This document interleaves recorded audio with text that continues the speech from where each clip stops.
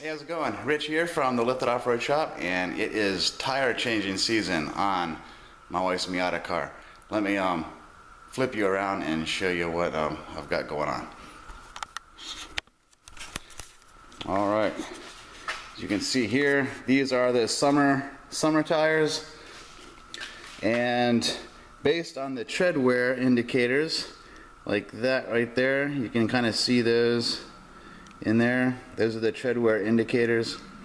On this edge, it's getting pretty flat right there on that one.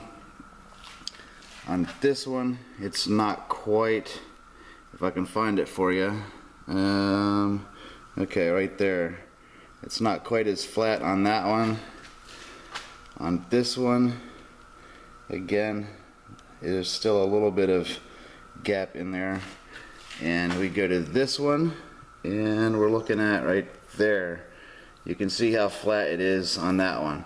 So based on looking at the tread wear indicators, this tire right here and this one over here will go on the rear of the vehicle, because you want your tires with the best tread to be on the front, because the front is how, you know, the front is what steers the car back and forth, right? So you need the best traction on the front.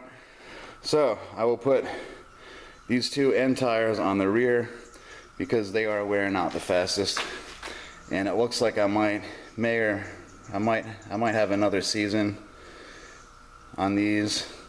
They're definitely looking to be replaced pretty soon, but thankfully with the with what I've been doing the past year or two, past couple years, is I've got my summer tires and then I've got the winter tires on there.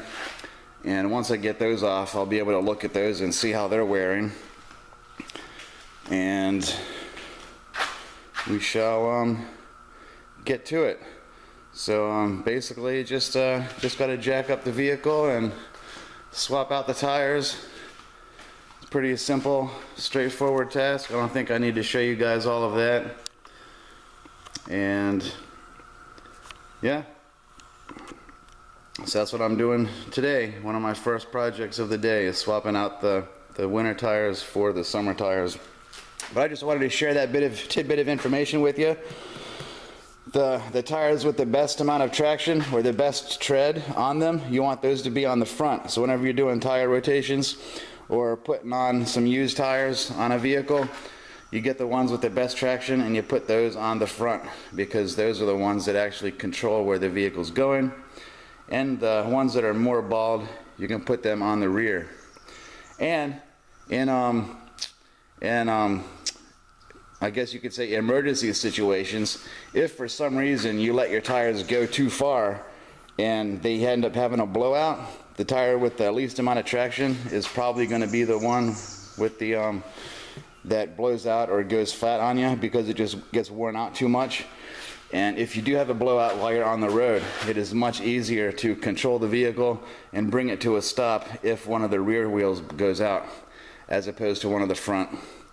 You don't want one of the front wheels to blow out on you, especially if you're doing highway speeds, because that can be pretty dangerous and scary at the same time.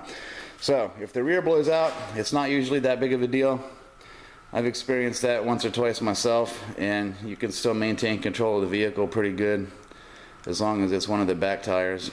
The front tires, yeah, it's a bit more tricky. I mean, it's not impossible, but again, it's easier to control the vehicle and bring it to a stop if it's one of the rear tires that goes out on you.